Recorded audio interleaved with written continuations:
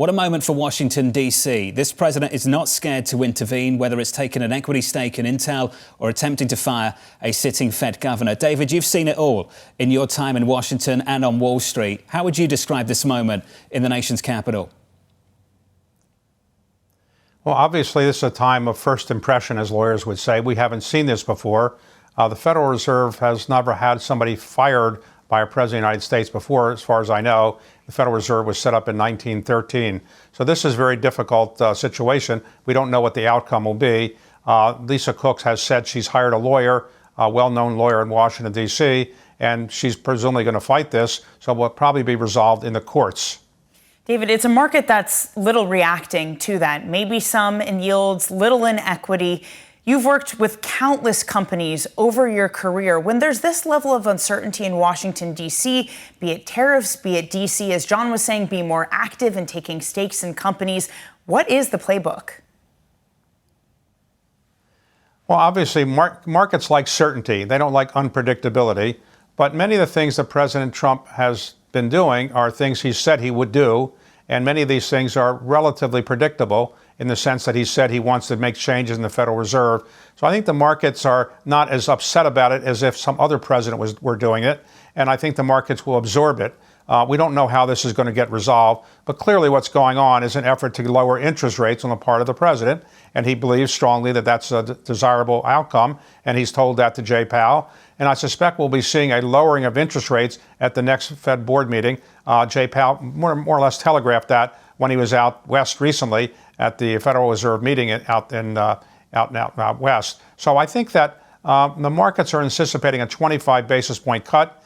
Jay Powell is pretty good about telegraphing what he's going to do and then following through on it. So I would be surprised if we don't get a 25 basis point cut, and very surprised if we get a much bigger cut. Fair enough, David. I mean, what is overall your read on both the threat of credibility of this institution and the independence of this institution? How fragile or not is it? Well, the Federal Reserve is one of the most respected institutions in Washington. I'd say that perhaps the two most respected institutions overall in Washington might be the Supreme Court over many, many years and the Federal Reserve since 1913. And I think that both institutions have their challenges from time to time, but I think that their strength and their reputation over a period of time will stand them in good stead. So I don't think the Federal Reserve is going to fall apart over this. The Federal Reserve is very important. Its independence is very important.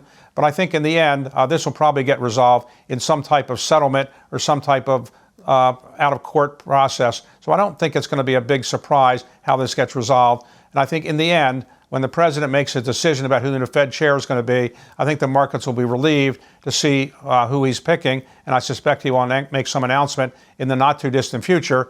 And that person presumably will lower interest rates, as the president has indicated he wants the next Fed chair to do. And David, the list of candidates is very credible so far, at least. Attitudes towards markets don't seem to have shifted too much. Stocks are very close to all-time highs. Credit spreads are still incredibly tight. From the people you speak to, the large investors, from the outside looking in, internationally looking at the United States, have you noted a shift in attitudes at all, or have things settled down?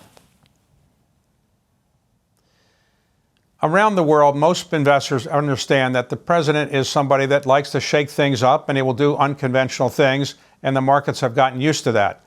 The markets are very high right now, and therefore the markets are not all that upset about what the president's doing because they understand that's his modus operandi.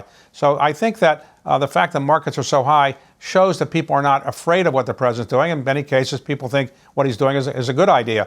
In some cases, people don't. But I don't really think the markets are running away from him, and I don't think the markets are falling apart because of what he's now doing in a number of areas like the Intel matter or the Lisa Cook matter. They'll get resolved in some manner that I don't think is going to be too disruptive of the markets. David, we're looking forward to the next episode of Bloomberg Wealth. Of course, it airs tonight. I understand you sat down with the T. Rowe Price CEO, Robert Sharps.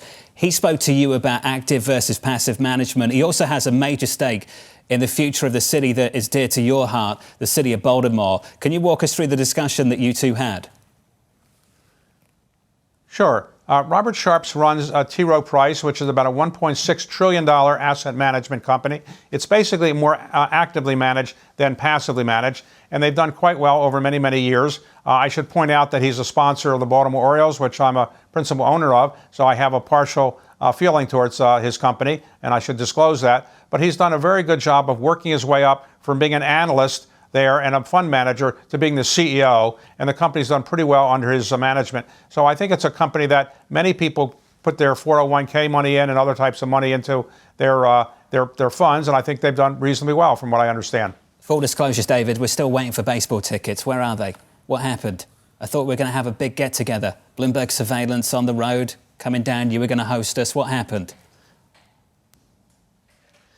Well, I'm waiting for next season. This season didn't work out quite as well as I would have predicted. Injuries are a bigger problem than I anticipated, but I'm going to try to, get people not to be so injured next year, and maybe I'll, show them some batting tips or pitching tips myself.